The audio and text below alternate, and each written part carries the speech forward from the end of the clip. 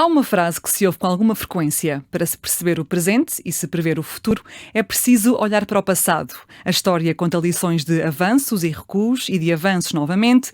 Neles houve sempre protagonistas e é através deles e delas que conseguimos entender mais sobre o que fomos, o que construímos e o que falta alcançar. A experiência e o tempo levam a acumular histórias, a formar opiniões e a trazer perspectivas especiais. A história dos direitos das mulheres é também feita pelas próprias mulheres, que estão no ativo e na missão da persistência há décadas. É o caso da minha convidada de hoje, Edith Estrela, ex-vice-presidente da Assembleia da República até às últimas eleições. Bem-vinda e obrigada por estar connosco. Atualmente é presidente da Comissão da Cultura, Comunicação, Juventude e Desporto. Entrou nos anos 80 para a política, portanto tem cerca de 40 anos de vida política, e por isso começo por lhe perguntar, na sua análise, a fórmula para hoje uma mulher se afirmar na política é muito diferente daquela que funcionou para si, consigo, há estes 40 anos quando começou? Muito boa tarde e muito obrigada pelo convite. É um gosto estar a participar aqui neste programa. Para debater questões que são muito importantes para a nossa vida coletiva, não apenas para as mulheres, porque a igualdade de género é uma questão de direitos humanos e de respeito a toda a sociedade. Sempre foi. Mas em relação à pergunta que me fez, felizmente há diferenças. Infelizmente não há tantas como deveria haver. Ou seja, quando eu entrei para a política, eu costumava dizer que tinha entrado para o reino do masculino, porque as mulheres a representação feminina era mínima. Por exemplo, no Partido Socialista, que até costuma ser vanguardista e pioneiro no pós-25 de Abril, na legislação que foi adotada, foi sempre para reconhecer mais direitos às mulheres, foi sempre por iniciativa do Partido Socialista, mas dizia eu que mesmo já nos anos 80 havia a representação feminina era reduzida, um pouco mais do que, por exemplo, em 76, onde havia só 15 mulheres, salvo erro, 15 deputadas na Assembleia da República.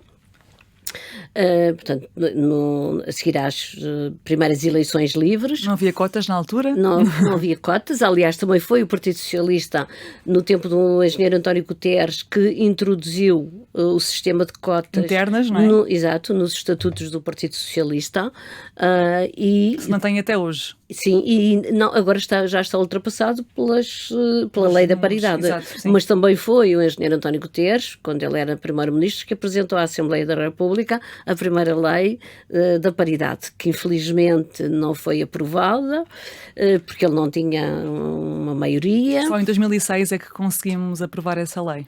Sim, foram muitas vicissitudes, muitos problemas, e está a precisar de ser melhorada, aperfeiçoada, porque, por exemplo, em relação não às últimas eleições, mas às penúltimas eleições, houve um partido, o Partido Chega, que elegeu 12 deputados e só uma mulher. Vamos já a esse tema, que era um dos temas que eu queria falar consigo, mas só para darmos aqui algum contexto. Portanto, em 2006 foi aprovada a Lei da Paridade, que implicava uma representação mínima de 33% de cada sexo. Sim. Depois foi revista em 2019 40%. para 40% de cada sexo. Por isso pergunto-lhe como é que é possível, para entendermos, se há esta lei de 40% de cada sexo de representação, como é que depois um partido consegue ter só uma mulher?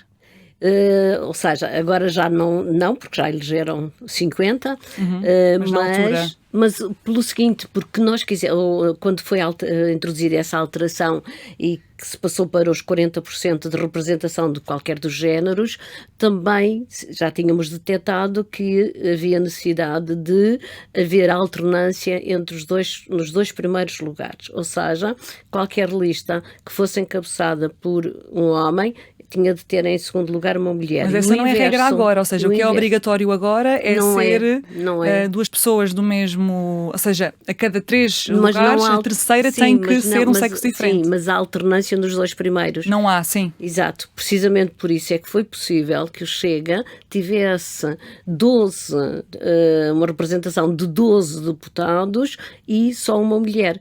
Porque os lugares cimeiros punham... Exatamente, eram só homens e, portanto, só no círculo eleitoral em que elegeram 3 é que no terceiro tinha uma mulher. Portanto, nos outros, onde só elegeram 1 ou elegeram 2, eram só homens. Portanto, há essa distorção. A lei deve ser alterada, não sei. Exatamente. Aliás, tínhamos intenção de fazer isso na última legislatura, que foi interrompida abruptamente e, portanto, muita coisa ficou por fazer, porque queríamos aproveitar o facto de haver uma maioria absoluta e poder introduzir essa correção, porque é uma distorção que é inaceitável. Além desta questão da lei de forma prática e objetiva, há também outras questões que são percebidas a posteriori. Por exemplo, de algum contacto que eu vou tendo com figuras políticas, também é dito que muitas vezes são de facto postas mulheres nas listas, porque há uma lei que obriga, lá está, pode ser 2 homens em cima, mas depois a seguir o terceiro elemento tem que ser uma mulher, e elas estão lá, efetivamente, quando se candidatam, quando as listas são apresentadas, mas depois, quando quando as pessoas de facto vencem, e supostamente é a altura de porem mãos à obra, depois muitas vezes essas mulheres que foram eleitas ou desistem e entra no seu lugar um homem. Isto acontece também. Cada vez menos. Eu acho que há as mulheres têm cada vez relatos. mais. Sim, isso é possível, claro que sim, mas cada vez menos, porque as mulheres também tomam mais consciência da sua importância, do seu papel e vão formando também a sua vontade de participar ativamente na vida política. Agora, não digo que não possa haver um caso ou outro, o que é lamentável, mas... Até podem ser condicionadas ou, enfim, que haja alguma pressão para que elas próprias... Isso representa um apoucamento das mulheres, uma humilhação das mulheres que são utilizadas como objetos apenas para cumprir uma lei, ou seja, no fundo estão a cometer uma fraude. E que as mulheres se prestem a esse papel, custa muito reconhecer isso. E espero que, se acontecer, que seja um caso único e nunca visto. Mas já ouviu falar desses relatos? Sim, já ouvi. Inclusivamente houve numas eleições que foi referido, designadamente para umas eleições para o Parlamento Europeu, e que veio, pelo menos, foi referido na comunicação social que haveria uma ou outra mulher que iam integrar a lista, mas que depois seriam substituídas por homens. Não aconteceu.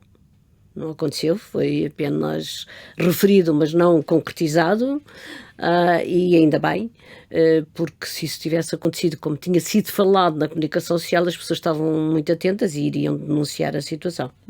Pergunto-lhe se, além desta questão das leis e das partes mais objetivas, se de facto esta fórmula para uma pessoa, no caso uma mulher, se destacar na política é muito diferente hoje, da sua observação das mulheres que hoje vão aparecendo no espaço público e político, que vão tendo algumas funções mais executivas ou mais de destaque.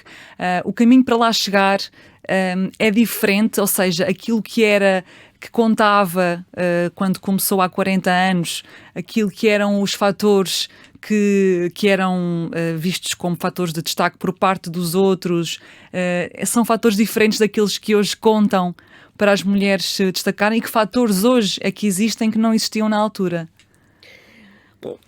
Hoje, precisamente graças à lei da paridade, há um maior número de mulheres que participam não apenas na vida política, não apenas estão representadas numa percentagem superior do que antigamente no Parlamento, na Assembleia da República, mas também nas autarquias, mas também inclusivamente na vida económica, porque também a lei da paridade também foi, digamos, alargada ao setor da economia, que é onde reside o verdadeiro poder.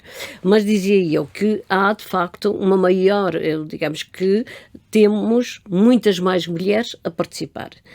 E, havendo um maior número, é evidente que haverá processos de escolha diferentes. Mas há um escrutínio, desde logo ao nível dos partidos, ao nível das conselhias, ao nível das distritais dos diferentes partidos. Portanto, é um processo democrático em que as mulheres participam, são eleitas e representam, não são mulheres que se diga que estão ali para compor a lista e que seja apenas para cumprir a cota. Não. Hoje, digamos que a oferta é bastante superior à procura. E é de qualidade a oferta? E eu acho que sim, eu acho que é justo reconhecer que não vamos pegar na exceção para generalizar. Porque, como dizia uma sufragista americana, só haverá verdadeira igualdade quando mulheres incompetentes acederem a lugares de poder.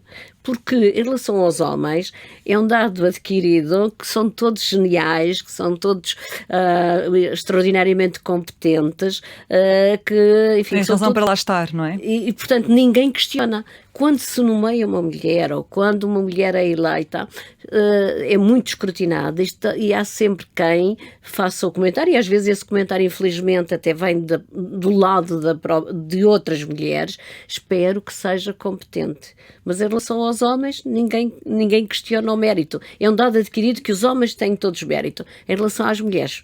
Ora, e essa foi uma questão que não mudou nos 40 anos de vida política? Infelizmente não mudou. Infelizmente não mudou. E ainda os estereótipos continuam vigentes, não é? Se vê uma mulher jovem, bonita, que tem autoestima, há muitos meios para, por um lado, para a denegrir, para silenciar, porque isso também é ou seja... A humilhação também. Sim, quer através do gesto, não apenas verbalmente, mas também através dos gestos, para inibir a mulher, para que ela não se sinta à vontade e para que fique silenciosa. Portanto, a invisibilidade das mulheres foi um dado adquirido ao longo de séculos. Já na própria Odisseia, o filho de Penélope, portanto, e de Ulisses, diz para a mãe que mulher é ir recolher-se ao gineceu, porque falar é negócio de homens. Portanto, o silenciamento das mulheres tem séculos, as tentativas de silenciar as mulheres.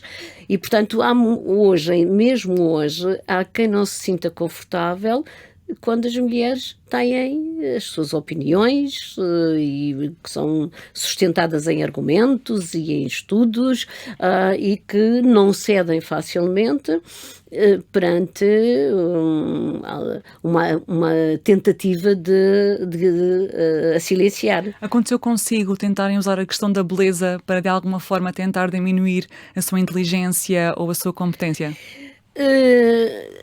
Quer dizer, há coisas que nós não nos apercebemos no momento. Mas que depois, mais tarde, quando fazemos a nossa reflexão, podemos concluir que sim. E houve alguns sinais, por exemplo, quando eu me candidatei à Câmara de Sintra, o Dr. Mário Soares, 2 dias ou 3 dias antes das eleições, telefonou-me e disse-me: não sei se as coisas vão correr bem, prepare-se porque podem não correr bem. E eu disse: olha, eu estou convencida de que vou ganhar, porque acho que os sintrenses percebem que têm mais a ganhar sendo eu presidente do que sendo os outros concorrentes. E ele disse-me, é que eu tenho andado assim a falar com algumas pessoas e dizem-me assim, não, nós até gostamos muito da senhora, ela é muito simpática, é uma pessoa muito culta, portanto faziam referência a determinados atributos e determinadas características minhas, mas depois concluíam que, mas Sintra precisa de um homem que trate de resolver os problemas das obras que estão atrasadas, do saneamento básico, isso tem de ser trabalho de homem. Portanto, ainda em 1993, ainda havia essa mentalidade e, portanto, achavam que eu, por ser... Nessa altura era nova, por ser uma mulher, que não, por estar ligada às letras e estar ligada à cultura, não tinha capacidade para resolver esses problemas. Felizmente, que depois, em 1997, já as mesmas pessoas já diziam, Pois foi reeleita, não é? Foi reeleita com maioria absoluta nessa altura e as pessoas já reconheciam que afinal eu tinha resolvido problemas que se arrastavam há 20 anos e até usavam uma expressão que também é machista. Afinal ela tem... Partindo do pressuposto que supostamente não tinha. Ok. Exato. Porque tinha, ou seja, no fundo, masculinizando, portanto, usando na mesma o estereótipo. Esse fruto como sinónimo de poder e de capacidade. Exatamente. E como é que se supera essa preconceção que existe sobre si? Ou seja, fazendo como é pedagogia, através do exemplo, através das boas práticas, da legislação também. A legislação também ajuda a mudar as mentalidades. Mas não é suficiente, porque uma coisa é a lei, depois outra coisa é não há nenhuma lei que regula as mentalidades. Exatamente, mas vai ajudando. Mas no seu caso foi com o seu trabalho prático na Câmara. Sim, foi com o ter trabalho e aliás, mudar a opinião. O poder local é muito gratificante porque nós vemos os resultados da nossa ação e, por exemplo, mesmo aquilo que foi, digamos, o maior investimento que eu fiz enquanto Presidente da Câmara e que não tinha, lá estava, não tinha visibilidade porque estava enterrado, foi resolver os problemas da distribuição da água e do saneamento básico. Porque não se via, não é? Não se via, mas foram investidos milhões e se resolveram os problemas. Eu lembro-me de quando em campanha de ir a Almocageme, a zona de Almocageme e do Penedo só tinham água no verão a partir das 2 da manhã. Portanto, as pessoas iam para a praia e depois tinham de aguardar até às 2 da manhã. Nos anos 90, a princípio, era uma coisa impensável para muitas pessoas, não é? Mas que ainda existia. E as pessoas diziam-me, se nos garantir que nos resolve o problema da água, votamos em si. Eu dizia, eu não sei o que é que vou encontrar e não sei o que é necessário para resolver o problema, tem de se fazer um diagnóstico da situação. A única coisa que eu posso garantir é que farei os impossíveis para resolver este problema. E resolvi. Quando foi eleita Presidente da Câmara, só havia 5 mulheres presidentes nos 308 concelhos do país. Em 2021, destes 308 presidentes da Câmara eleitos, apenas 29 eram mulheres. Portanto, de 5 para 29, passados estes anos, 9% do total de autarcas. A nível local, diria que esta desigualdade de género ainda é pior do que a nível nacional. E porquê? É por causa do interior mais conservador ou não é necessariamente por esta razão? Não é só isso. Eu acho que, por um lado, porque... se for verificar, raros são os partidos que têm a preocupação de também, ao nível de cabeças de lista, incluírem mulheres. Uhum. Vai-se fazendo um esforço, mas... e porque os homens têm... ou seja, quando se deu o 25 de Abril, já os homens detinham todo o poder. E, portanto, por um lado, ainda há essa questão da mentalidade, portanto, uma maior aceitação por parte dos eleitores de que seja um homem a resolver os problemas do município, da região, e por outro lado também, porque as funções autárquicas são muito exigentes. Disponibilidade de horários, não permitem que se concilie a vida política com a vida familiar e a vida pessoal. São 24 horas por dia, 7 dias por semana, sem férias. E, portanto, por um lado, as mulheres quando têm filhos pequenos, também não têm essa disponibilidade, não estão para fazer esses sacrifícios, e por outro lado também porque os homens se chegam à frente, também estão mais dispostos. Têm mais essa liberdade. Exatamente, completa liberdade. Aliás, há estudos que revelam que os homens com filhos progridem mais na carreira do que os homens sem filhos. Isso é muito curioso. Ao contrário das mulheres. As mulheres com filhos têm de muitas vezes escolher entre serem diretoras, serem dirigentes, serem chefes ou serem mães. E, portanto, porque ainda não há partilha das responsabilidades entre homem e mulher a nível familiar. Ainda as mulheres continuam a trabalhar o triplo dos homens em casa. O triplo das horas dos homens. E, portanto, claro que há exceções. E hoje em dia já conhecemos uma partilha bastante equilibrada entre aquilo que são as tarefas e as responsabilidades de um e de outro. Mas ainda não é equitativo, está longe disso. Mas ainda não, ainda falta, ainda temos de caminhar muito. Esse peso que depois é colocado na vida pessoal foi sentido por si por observação, mas também pela sua própria experiência, porque o seu primeiro casamento, do qual resultaram as suas 2 filhas, depois, entretanto, terminou muito por causa da sua vida política, é verdade? Sim, porque nessa altura era muito difícil um homem aceitar que a mulher, porque os horários das reuniões não são feitos ou não são determinados em função daquilo que são as opções das mulheres. São determinados e praticados pelos homens. Portanto, eles é que também decidem, têm poder de decisão. E, portanto, o que acontece é que as reuniões políticas, regra geral, são pós-laborais e, a maior parte das vezes, à noite. E o seu marido, na altura, naquele tempo, não reagiu bem?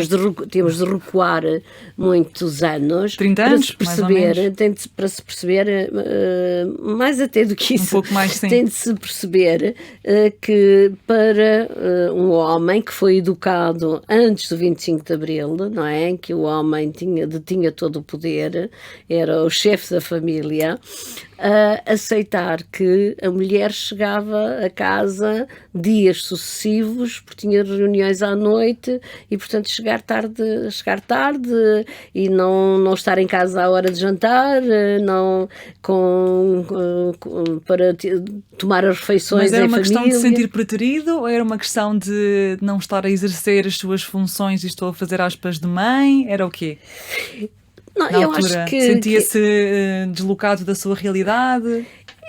Isso é mais complexo do que isso. Eu acho que mesmo e ele fez um esforço para se adaptar e para compreender, mas não aguentava, porque depois também há a própria pressão social, a pressão familiar, os comentários dos amigos, tudo isso ela nunca está em casa, tudo isso influencia. Algo deste género. Tudo isso influencia muito e, portanto, eu compreendo que não era fácil para um homem que não tinha vida política ativa, tinha a sua profissão, aceitar que a mulher estivesse tantas horas, porque naquela altura, quer dizer, nós estávamos a descobrir a vivência democrática e, portanto, as reuniões tínhamos muito para falar, porque nós estivemos calados durante tanto tempo, não é? Tínhamos vontade de exprimir as nossas opiniões, de argumentar, de conhecer, de absorver tudo aquilo que Mas nunca pôs em cima chegava. da mesa retirar-se um bocadinho da vida política para salvar o casamento? Eu também fiz o meu esforço, mas não foi suficiente. Não foi suficiente.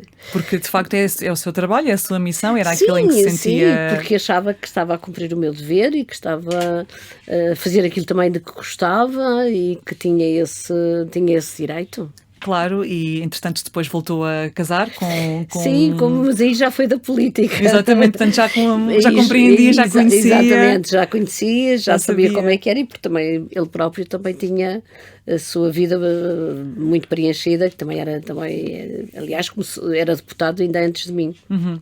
Foi deputada, foi também presidente da Câmara de Sintra durante 8 anos e depois durante 10 anos foi deputada ao Parlamento Europeu entre 2004 e 2014 e foi inclusivamente distinguida por 2 vezes com o prémio de melhor eurodeputada na área dos assuntos sociais em 2010 e em 2014.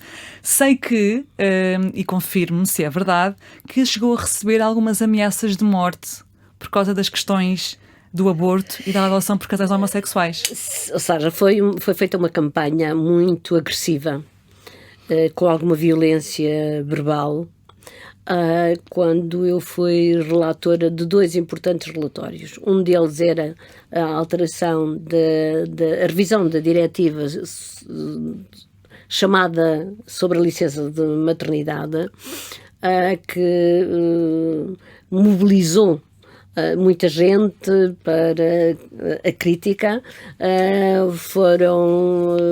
Quer dizer, de todos os dias, por exemplo, no Reino Unido saíam notícias todos os dias sobre os custos que teria o alargamento da licença de maternidade paga. Mas o que foi mais controverso, portanto, e aí tratava-se de legislação comunitária que seria aplicada em todos os Estados-membros. Mas o que foi mais controverso e que houve ameaças e manifestações à porta do Parlamento, coisa que eu nunca vi em relação ao outro relatório, foi sobre um relatório que não era vinculativo, sobre a saúde e os direitos sexuais e reprodutivos.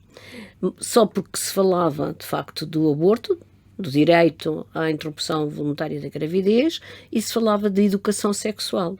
E então foram ditas as coisas mais extravagantes. Até chegaram a dizer que eu preconizava nesse relatório que a educação sexual fosse dada nas escolas a partir dos 4 anos. Quer dizer, o que eu dizia era que, à semelhança do que acontece em vários Estados-membros, que havia muitas vantagens se na escola também houvesse educação sexual ministrada por pessoa idónea, portanto, por professor idóneo, competente, portanto, habilitado para, habilitado ou habilitada, que fosse adequada ao nível etário dos jovens. Conteúdos adequados, sim. Portanto, era uma recomendação, não é? Era uma recomendação à semelhança do que existia noutros países. Portanto, eu não inventei nada, fui apenas buscar boas práticas de determinados Estados-membros para que fossem aplicadas noutros Estados-membros. Em Portugal, nesse ano, já o aborto tinha sido despenalizado. Exatamente, e portanto também foi com base na nossa legislação. E as ameaças de morte vinham de quem e foram feitas como? Eram anónimas. As minhas ameaças são sempre desse género, são anónimas porque criam um endereço de e-mail e enviam, não é? Mas o que mais me chocou até foram as manifestações à porta do Parlamento, levando crianças, portanto, com cartazes. Sobre estes 2 pontos? Sim, sobre a questão sobretudo, nesse caso era mais relacionado com o aborto. De grupos... Portanto, grupos extremistas de pessoas que não aceitam, que aliás nós vimos também isso cá em Portugal quando foi do debate sobre a interrupção voluntária da gravidez. Também foram usados argumentos extraordinários, não é? E que também foram feitas muitas provocações e adotados métodos que pessoas de bem não devem adotar. E esses tempos de ameaças e de manifestações foram tempos difíceis para si? Como é que se conseguiu manter focada e dirigida àquilo que defendia e que achava que estava correto? Pois, quando se tem a consciência tranquila e quando se sabe que se está a tentar melhorar a vida das pessoas, isso dá-nos muita força. E não podemos ceder, não é possível ceder à chantagem, não devemos ceder ao medo, não devemos ceder nos princípios, porque os princípios é que balizam e nos impulsionam. E, portanto, eu achava que estava, e tinha a maioria. Curiosamente, eu tinha a maioria do Parlamento comigo. Quando se tornou eurodeputada, tinha 55 anos, já tinha sido dirigente do PS, deputada no Parlamento e presidente da Câmara de Sintra.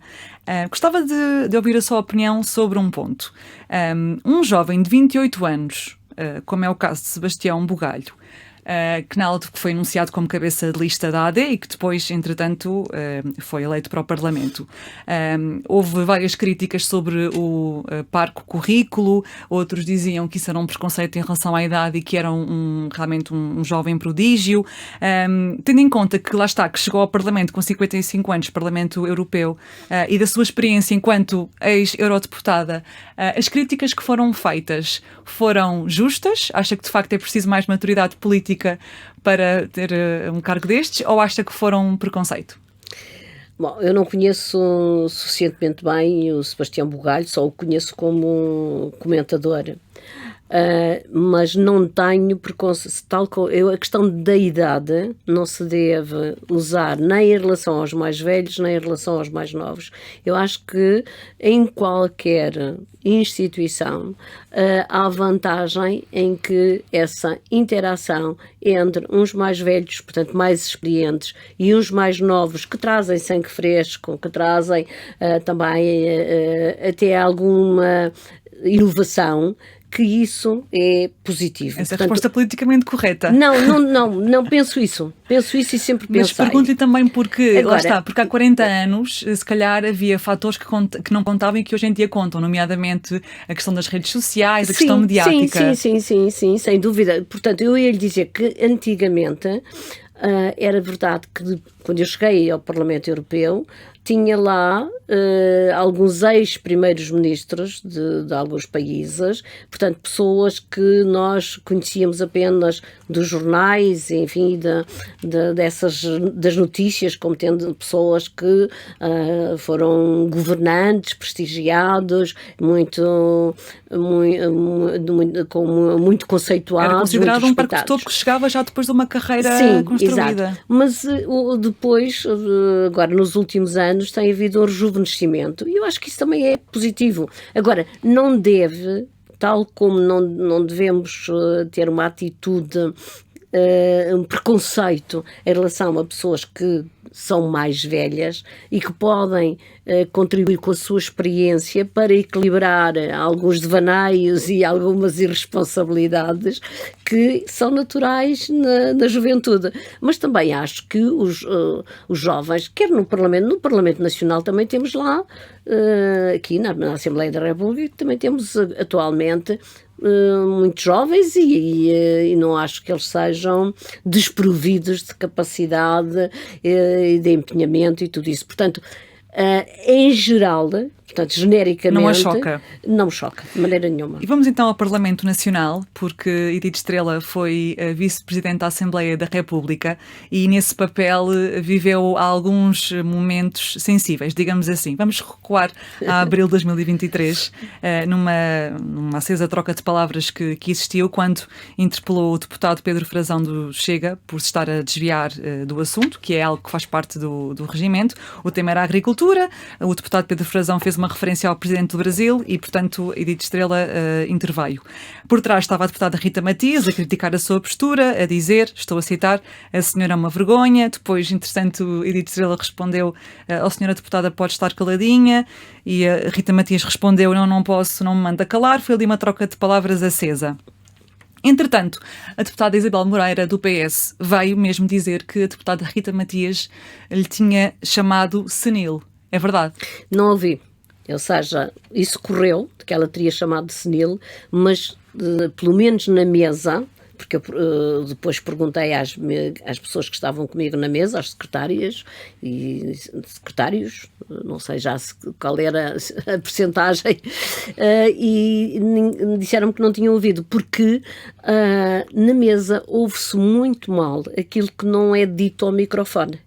Portanto, às vezes até mesmo se houver um ruído de fundo, tem-se dificuldade em ouvir mesmo o orador que está a falar para o microfone. Mas agora com estes deputados do Chega, o ambiente está mais tenso? Há misoginia no Parlamento a ser veiculada diariamente? Mas deixe-me só dizer, esse assunto depois até foi levado à Conferência de Líderes, porque, enfim, eu senti que tinha sido posta em causa também a minha autoridade enquanto vice-presidente. E quando é um vice-presidente ou uma vice-presidente que está a presidir a sessão, é presidente de todos os deputados. Tanto assim que eu até referi nessa altura, julgo que foi nessa altura que eu disse que eu ali era mais do que eu.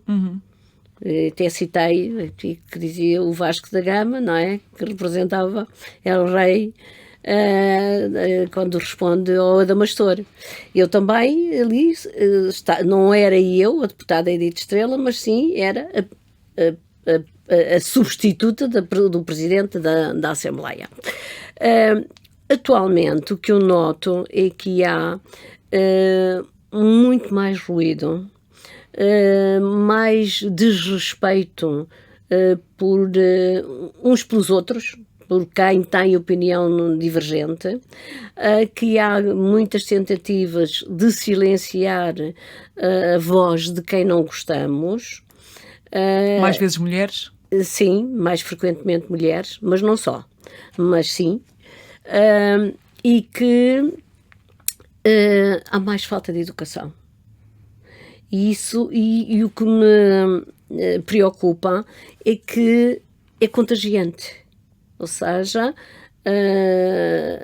já não se circunscreve a apenas um grupo parlamentar. Já há também noutros grupos parlamentares quem recorra à gritaria para se PSD, por impor exemplo, e se fazer ouvir. CDS. Quer dizer, noutros se calhar também no PS, não sei. Sim. Ou seja, eu noto que há um certo contágio. Mas este nível de linguagem, e, por exemplo, também a deputada Isabel Moreira, mas também outras deputadas já vieram confirmar Sim, que referências ao peso, referências à orientação sexual, com palavras obviamente insultuosas. Sim, mas isso muito nos apartes. Não é no plenário. Sim, é nos apartes. Portanto, quando sai, isso é nos corredores que tem acontecido.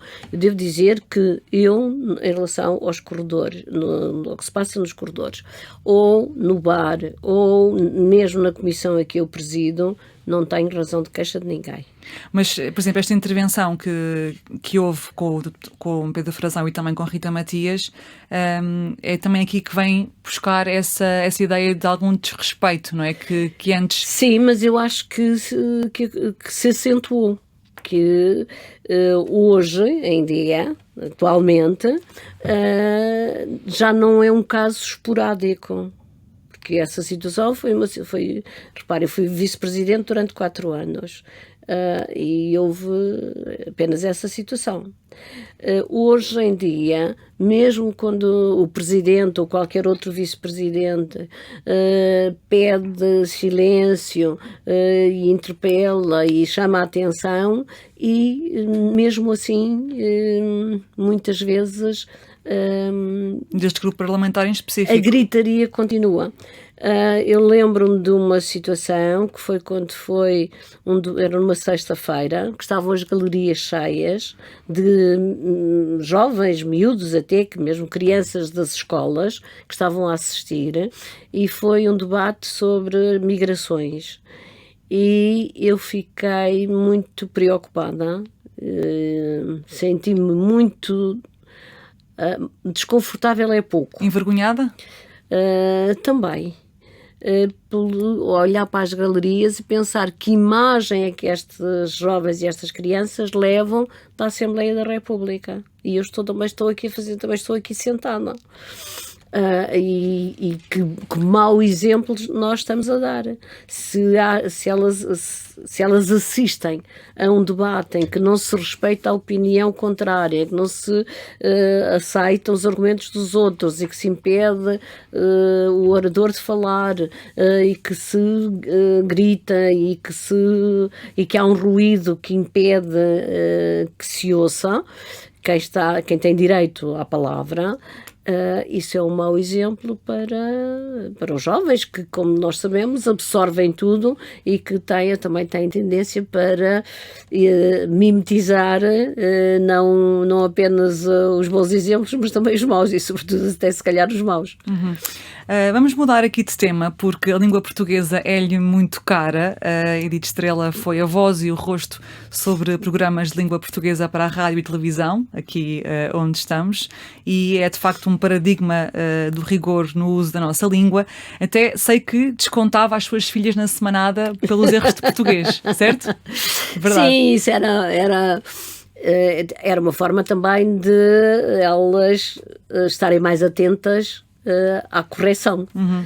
E sim, fazia isso, era uma brincadeira que nós fazíamos, sobretudo em relação aos erros mais graves, portanto, erros crassos. Sobre a linguagem inclusiva, é uma crítica do masculino neutro, como sinónimo de homens e de mulheres. Na verdade, a linguagem inclusiva já é recomendada há mais de 30 anos pelo Conselho da Europa, pela Unesco, sim. E em 2009, até em Portugal, foi criado o primeiro guia para uma linguagem promotora da igualdade entre mulheres e homens na administração pública. Portanto, apesar de estar agora a falar de linguagem inclusiva, já é algo que já tem algum tempo. Gostava de lhe perguntar, além desta questão do todos e todas, eles e elas, como é que vê a linguagem inclusiva em relação às pessoas não binárias? Há quem proponha o o todes, há quem proponha com o x, com um arroba. Como é que... Confesso que acho que há alguns exageros hoje em dia. E eu pratico a linguagem inclusiva. Por exemplo, se eu me estou a dirigir a uma plateia, eu digo sempre que, aliás, até fazia parte da nossa tradição, minhas senhoras e meus senhores, deputadas e deputados, bom dia a todas e a todos. Portanto, ou seja, não tornar invisível as mulheres. Uhum. E, portanto, não considerar que o masculino é que é o universal. Quando escrevam, também recorro a essa formulação, metendo o feminino sempre que possível.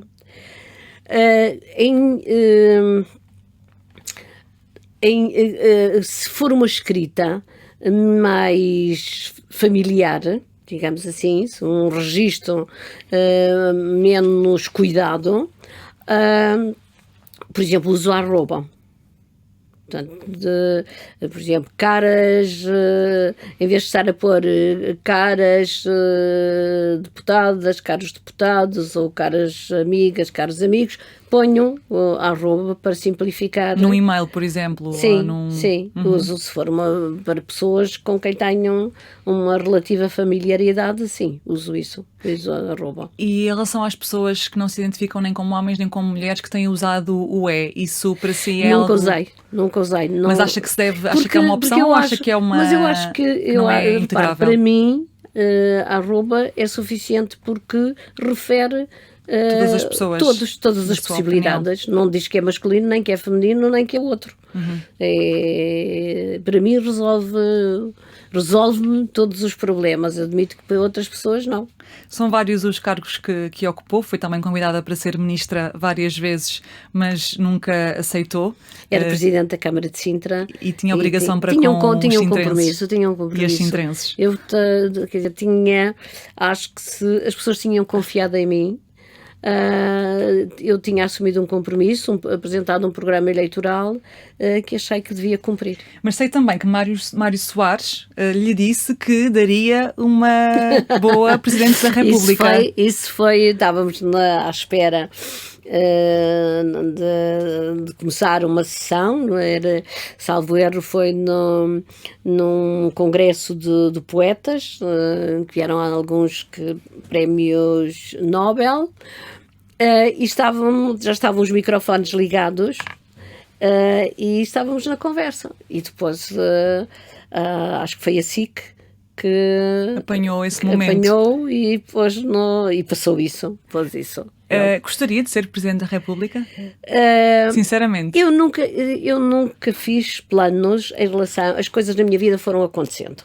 E nunca fiz planos, eu quero ser isto ou quero ser aquilo. Quando as ocasiões se proporcionam, eu tomo uma decisão e opto por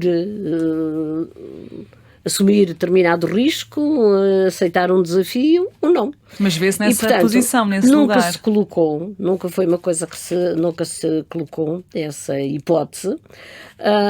Agora, admito que se tivesse colocado, que eu até eventualmente poderia ter agarrado. Acha que tem as competências e lá está o currículo, o percurso que podem tornar numa opção... Isso já é pretensão minha dizer que acho que tenho, não é a mim que compete fazer essa avaliação, seria feita pelos eleitores, mas acho que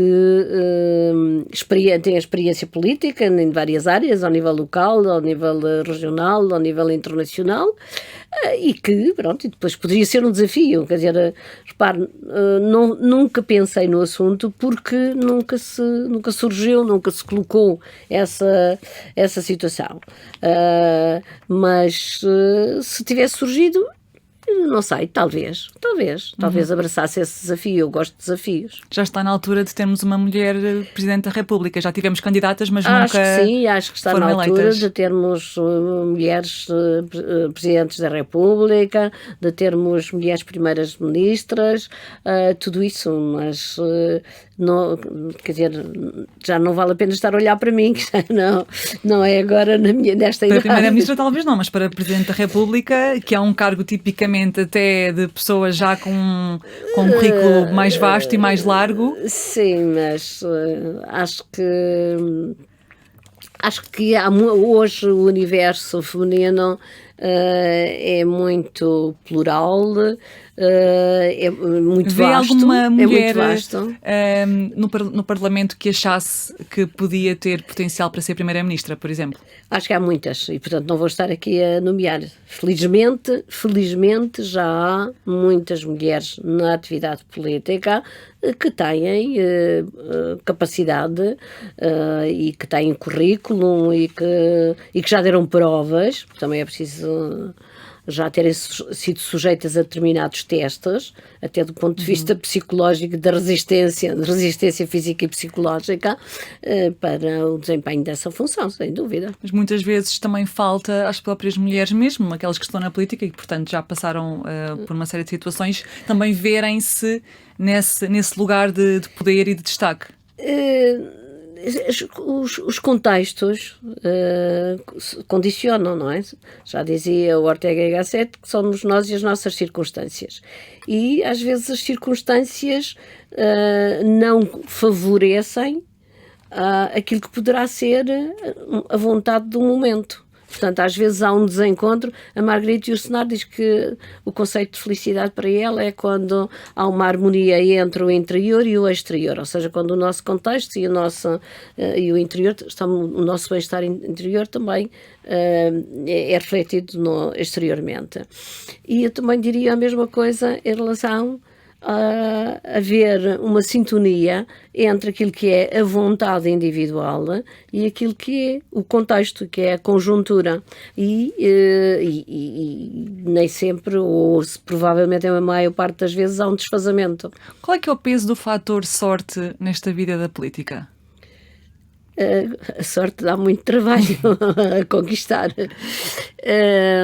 Mas também há, porque... Também há. Isso, ou seja, porque é que há aquela expressão estar no lugar certo no momento certo? É evidente que sim, há pessoas que... Quando é que o fator sorte para si foi... Sorte nesse sentido de estar no lugar certo, à hora certa, quando é que esse fator agiu em seu favor? Sinceramente não lhe sei indicar um momento, porque, por exemplo, quando foi em relação a candidatar-me à Câmara de Sintra, Não foi uma decisão que eu tivesse dito, eu gostava de ser Presidente da Câmara de Sintra. O partido fez uma sondagem e o Partido Socialista em Sintra era a terceira força política, e nessa sondagem, dos nomes testados, eu era a única que conseguiria ganhar a Câmara. E, portanto, achei que deveria aceitar esse desafio. E depois empenhei-me e gostei e recandidatei-me, e tenho muito orgulho daquilo que deixei, do meu legado em Sintra, que ainda hoje é reconhecido, assim como também me orgulho do legado daquilo que fiz no Parlamento Europeu. Por exemplo, ainda agora, os meus colegas que lá chegaram agora me disseram que o meu nome é muito respeitado lá, ainda agora no Parlamento Europeu, decorridos 10 anos. E, portanto, isso é porque eu gosto de trabalhar, gosto das pessoas. 74 anos e vai continuar ainda por muitos mais. E empenho-me e trabalho. Também acho que estou a fazer um bom trabalho no Conselho da Europa. Passo falsa modéstia, mas acho que sim, tenho sido reconhecido pelos meus colegas e, portanto, acho que não sei se houve assim um momento em que, apesar de eu ter sido, foi a primeira mulher que foi eleita, primeira deputada eleita, nessa altura era eleição individual no meu grupo parlamentar, para a União Interparlamentar. Fui a primeira autarca portuguesa, membro efetivo do Comitê das Regiões. Fui a primeira mulher apresentada pelo Partido Socialista para vice-presidente da Assembleia da República. Portanto, já derrubei algumas barreiras e abri algumas portas.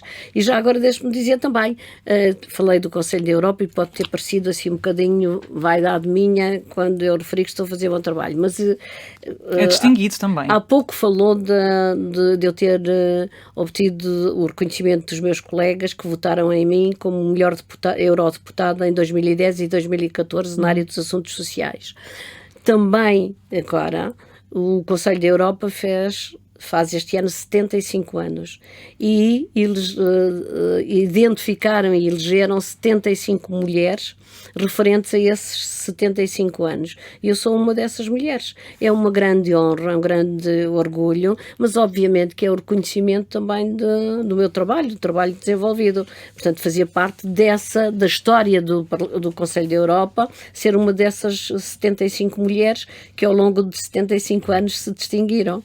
Gostava de falar consigo ainda sobre um tema que é mais falado habitualmente na área da imagem, do cinema, da representação e menos na política, que é o assédio sexual, que eu acredito que Edith Estrela, sendo observada pelos outros como uma mulher bonita, que tenha vivido, que tenha sofrido, este é um termo relativamente recente. Na altura, se calhar, não se chamava assim, chamava-se brincadeira, piropo, outras coisas, chamava-se normal. Eu sinto que tenha sido incomodada. Lembro-me, era quando andava no Liceu. Eu fiz o Liceu no Porto, no Carolina Micaelis, e havia determinadas ruas por onde eu não passava, tinha medo. Porque havia, de facto, não só essa agressividade verbal, mas às vezes também gestual. E, portanto, de toque, eu sentia-me impedida, digamos assim, a minha liberdade limitada, não poder passar por determinadas ruas. E na política? Na política, nessa altura, que eu tivesse, ou seja, quando havia determinadas tentativas, eu, como também sou muito frontal, resolvia. E dizia, olha, que eu sou uma mulher casada, do tempo do meu namoro já lá vai e tal. Quer dizer, uma resposta deste género, e punha um travão ou punha um ponto final na conversa. Mas existia muito, ainda existe. Eu acho que isso é de todos os tempos, infelizmente. Quer dizer, eu acho que o mais difícil é distinguir e definir a fronteira entre aquilo que é aceitável e depois passar já para quando incomoda, não é aceitável. Se for apenas uma brincadeira e ser entendida pela própria pessoa como brincadeira, porque isso eu também gosto às vezes de brincar até com os meus colegas, mas isso é aceite, é um registro que é aceite e que é respeitoso. Edith Estrela estava grávida quando se deu 25 de Abril, estava grávida da sua filha mais velha e por isso, e também já antes tinha estado presente nos movimentos estudantis de maio de 68 na Faculdade de Letras de Lisboa, portanto sempre foi muito ativa. Pergunto-lhe, em jeito de retrospectiva até hoje, qual é que foi a maior conquista para as mulheres? A maior conquista... bom, eu costumo dizer que a Revolução do 25 de Abril, onde teve mais efeitos imediatos, foi no Estatuto da Mulher. Ou seja... Já não era só uma dona de casa? Ao nível, exatamente, acabou, não é? Que vinha desde do Código Civil de 1966. E note que antes do 25 de Abril, se a memória não me falha, 70% das mulheres entre os 25 ou entre os 20 e os 50 anos, 70% dessas mulheres eram donas de casa. Portanto, a partir dos 50, então, podia ser a nível dos 90 ou 95%. E não 95%. Donas da casa, eram donas de casa só. Donas de casa, sim. Não da casa. E aí faz toda a diferença ter o artigo ou não ter o artigo. Ter só a preposição. Mas, eu acho que foi mas a principal conquista, o direito do voto universal. Porque as mulheres só a partir de 76, não é? É que, com a Constituição, é que passam a ser cidadãs plenas, não é? Que lhes são reconhecidos todos os seus direitos. E o direito ao voto é que é o mais importante, que aí é que é o reconhecimento de que elas também participam na vida do país em pé de igualdade. A votar e depois também a poderem ser eleitas. Claro, quando se diz votar, é também eleger e ser eleito. E eu acho que essa é a maior conquista, e depois todas as outras que decorreram, quer da Constituição, quer da alteração da concordata, que foi o Salgado Zenha que negociou isso e que, portanto, acabou com os filhos ilegítimos e permitiu o divórcio.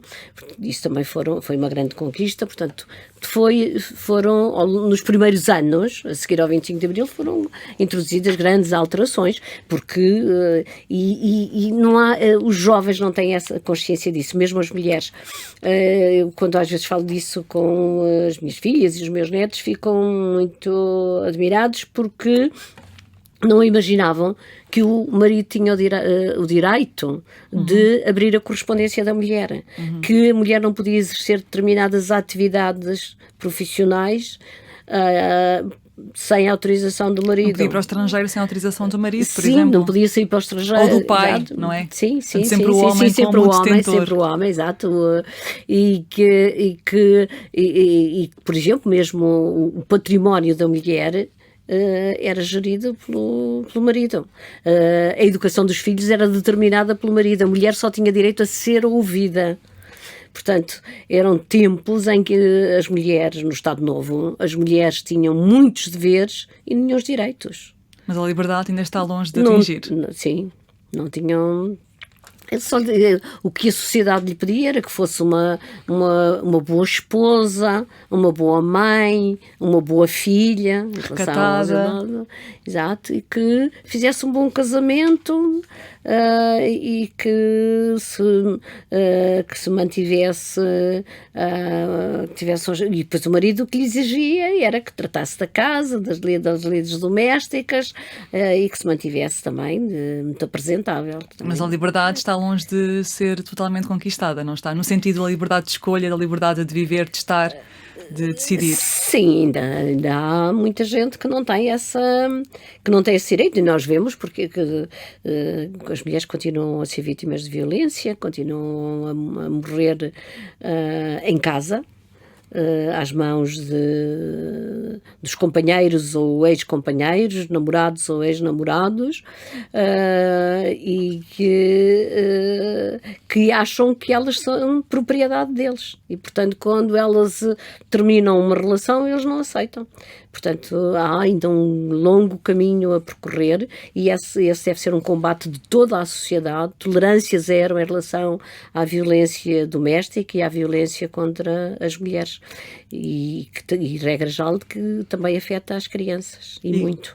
Cá estaremos para fazer esse combate e para ouvir as pessoas que o fizeram e que o continuam a fazer, como é o caso da Edith Estrela. Muito obrigada por esta conversa. Este foi mais um episódio deste Dona da Casa e não Dona de Casa. Eu sou a Catarina Marques Rodrigues, sou a autora deste programa que está convosco a cada 2 semanas, à terça. Portanto, visitem-nos também nas redes sociais para conversarmos, para partilharmos estes testemunhos. Obrigada por estarem desse lado e até ao próximo episódio.